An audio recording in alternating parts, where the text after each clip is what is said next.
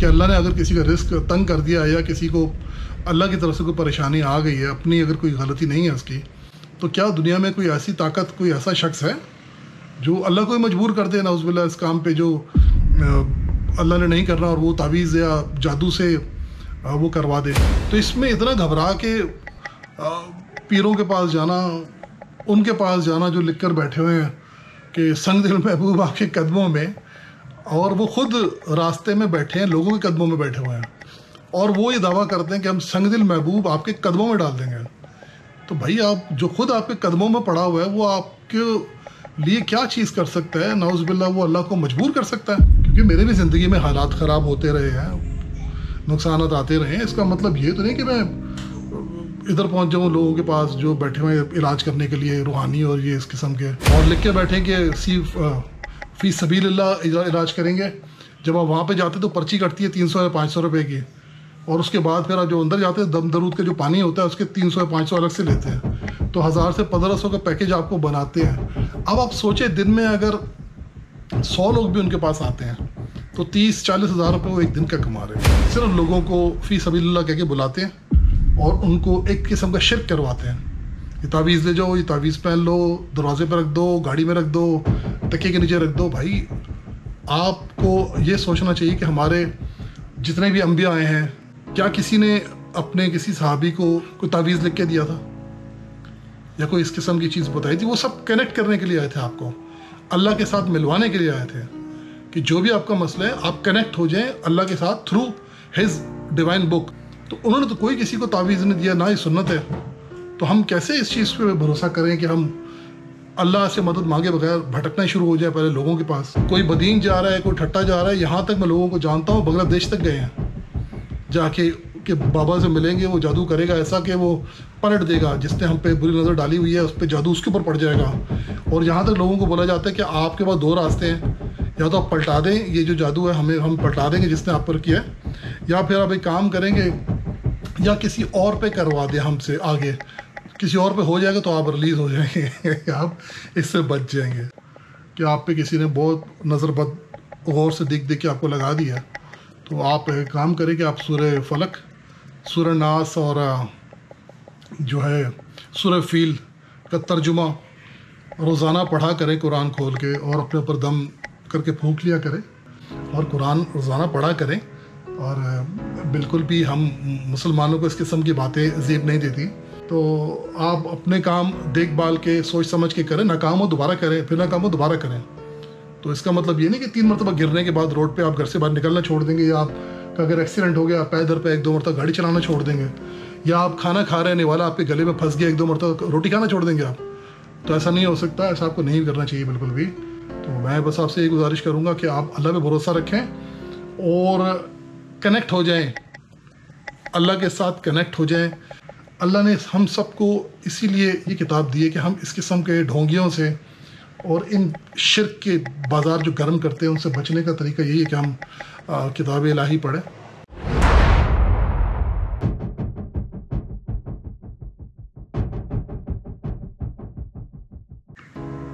السلام علیکم پیارے پاکستانیوں،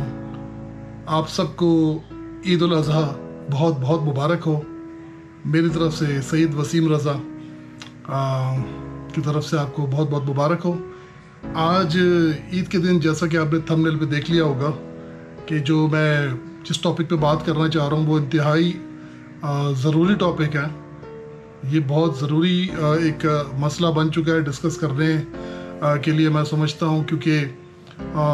میرے کافی دوستوں میں اکثر عزیز و اقارب کے ساتھ بھی میں نے یہ مسائل ہوتے ہوئے دیکھے ہیں۔ جیسا کہ تھمبنیل میں آپ نے دیکھ لیا ہوگا کہ ایول آئی اینٹی، یعنی کہ نظر بد، تعویذ یا کالا جادو یا جس قسم کی باتیں آپ دیکھ رہے ہوں گے، تو اس میں میں بالکل ضرور بات کرنا چاہوں گا۔ شارٹ ویڈیو بناؤں گا کیونکہ مجھے معلوم ہے آپ لوگ سب مصروف ہوں گے، آج عید کی خوشیاں منا رہے ہوں گے، تو میں نے سوچا کہ چلیں آپ کو عید بھی بول دیں گے، وش کر دیں گے، ساتھ ساتھ تھوڑا سا یہ جو امپورٹنٹ معاملہ ہے یہ بھی ڈسکس ہو جائے گا۔ تو انشاءاللہ اب میں آپ سے یہ بولنا چاہ رہا تھا کہ عید کے دن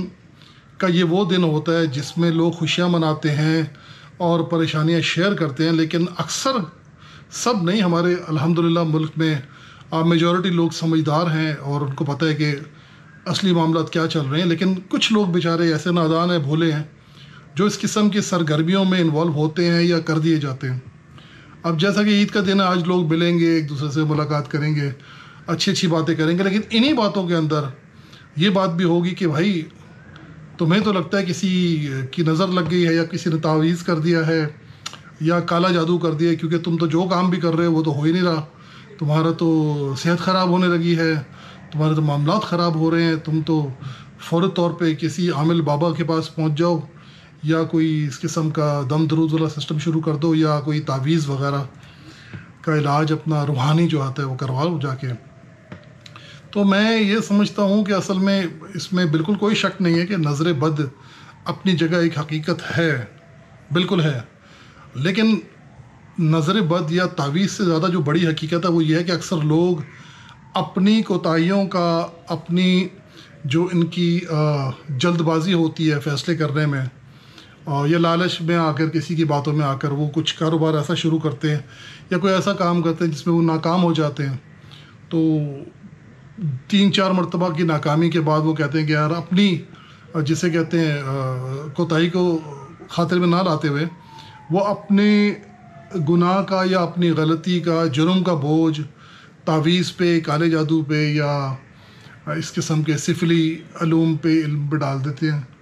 تو میں صرف یہ کہوں گا کہ آپ جو بھی کام کر رہے ہیں، جیسے کہ میرے کچھ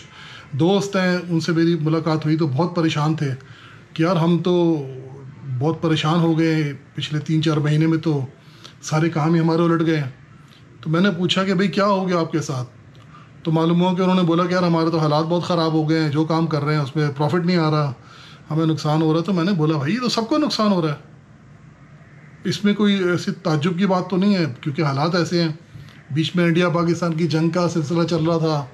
PSL بھی چل رہا تھا، گرمی کتنی زیادہ ہے، پھر ابھی عید بھی آ رہی تھی، تو ظاہر سی بات ہے کہ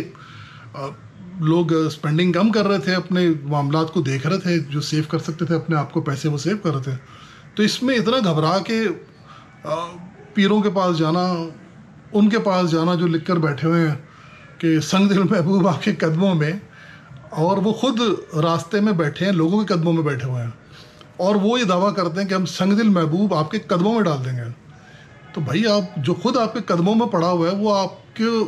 لیے کیا چیز کر سکتا ہے؟ نعوذ باللہ وہ اللہ کو مجبور کر سکتا ہے کہ اللہ نے اگر کسی کا رزق تنگ کر دیا ہے یا کسی کو اللہ کی طرف سے کوئی پریشانی آ گئی ہے، اپنی اگر کوئی غلطی نہیں ہے اس کی، تو کیا دنیا میں کوئی ایسی طاقت، کوئی ایسا شخص ہے جو اللہ کو ہی مجبور کر دے نعوذ باللہ اس کام پہ جو اللہ نے نہیں کرنا، اور وہ تعویذ یا جادو سے وہ کروا دے؟ تو یہ میں سمجھتا ہوں اگر زیادہ سے زیادہ آپ یہ کر سکتے ہیں اس چیز پہ کہ اگر آپ کو کوئی اس قسم کا شبہ، یہ شائبہ ہو رہا ہے کہ آپ پہ کسی نے بہت نظر بد غور سے دیکھ کے آپ کو لگا دیا، تو آپ ایک کام کریں کہ آپ سورہ فلق، سورہ ناس اور جو ہے سورہ فیل کا ترجمہ روزانہ پڑھا کریں قرآن کھول کے، اور اپنے اوپر دم کر کے پھونک لیا کریں، کیونکہ اس میں تو بہت شفا ہے۔ کیونکہ یہ تو جو آپ کو پورا قرآن ہی اللہ کا جو ہے ہمارے لیے انعام ہے، تحفہ ہے، لیکن یہ تو بالکل میرا خود بھی آزمودہ ہے، کیونکہ میرے بھی زندگی میں حالات خراب ہوتے رہے ہیں، نقصانات آتے رہے ہیں۔ اس کا مطلب یہ تو نہیں کہ میں ادھر پہنچ جاؤں لوگوں کے پاس جو بیٹھے ہوئے علاج کرنے کے لیے روحانی اور یہ اس قسم کے، اور لکھ کے بیٹھیں کہ فی سبیل اللہ علاج کریں گے۔ جب آپ وہاں پہ جاتے تو پرچی کٹتی ہے 300 یا 500 روپے کی، اور اس کے بعد پھر آپ جو اندر جاتے ہیں دم درود کا جو پانی ہوتا ہے اس کے 300 یا 500 الگ سے لیتے ہیں، تو 1000 سے 1500 کا پیکیج آپ کو بناتے ہیں۔ اب آپ سوچیں دن میں اگر 100 لوگ بھی ان کے پاس آتے ہیں تو 30-40 ہزار روپے وہ ایک دن کا کما رہے ہیں، 1.5-2 لاکھ روپے کما رہے ہیں، صرف لوگوں کو فی سبیل اللہ کہہ کے بلاتے ہیں اور ان کو ایک قسم کا شرک کرواتے ہیں۔ یہ تعویذ لے جاؤ، یہ تعویذ پہن لو، دروازے پہ رکھ دو، گاڑی میں رکھ دو، تکیے کے نیچے رکھ دو۔ بھائی آپ کو یہ سوچنا چاہیے کہ ہمارے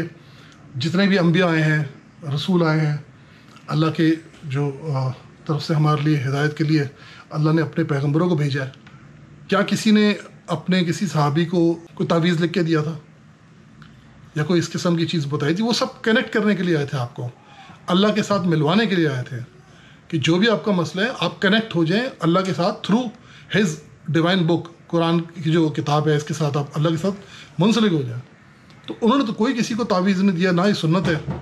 तो हम कैसे इस चीज़ पे भरोसा करें कि हम अल्लाह से मदद मांगे बगैर भटकना शुरू हो जाए पहले लोगों के पास। और आप यकीन करें, मैंने लोगों को देखा है कि लोग जब इस किस्म के लोगों के पास जाते हैं तो वो पहले उनको लूटते हैं, उनसे पैसे निकलवाते हैं, जब उनसे काम नहीं होता तो फिर एक और एड्रेस बताते हैं। कोई बदीन जा रहा है, कोई ठट्टा जा रहा है, यहाँ तक मैं लोगों को जानता हूँ बांग्लादेश तक गए हैं जाके कि बाबा से मिलेंगे, वो जादू करेगा ऐसा कि वो पलट देगा, जिसने हम पे बुरी नज़र डाली हुई है उस पर जादू उसके ऊपर पड़ जाएगा। और यहाँ तक लोगों को बोला जाता है कि आपके पास दो रास्ते हैं, या तो आप पलटा दें ये जो जादू है, हम पलटा देंगे जिसने आप पर किया है, या फिर आप एक काम करेंगे या किसी और पे करवा दें हमसे, आगे किसी और पे हो जाएगा तो आप रिलीज़ हो जाएंगे आप इससे बच जाएंगे। तो अल्लाह ताला हम सबको इस किस्म की बातों में कान ना धरने की तौफीक अता फरमाए और कुरान रोज़ाना पढ़ा करें। और बिल्कुल भी हम मुसलमानों को इस किस्म की बातें ज़ेब नहीं देती। तो मैंने सोचा चले ईद मुबारक के साथ साथ ये बड़ा ज़रूरी मामला है, ईवल आइडेंटिटी,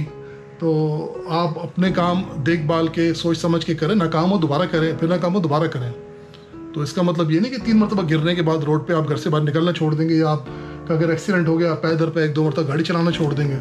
या आप खाना खा रहे हैं वाला आपके गले में फंस गया 1-2 मरतबा रोटी खाना छोड़ देंगे आप।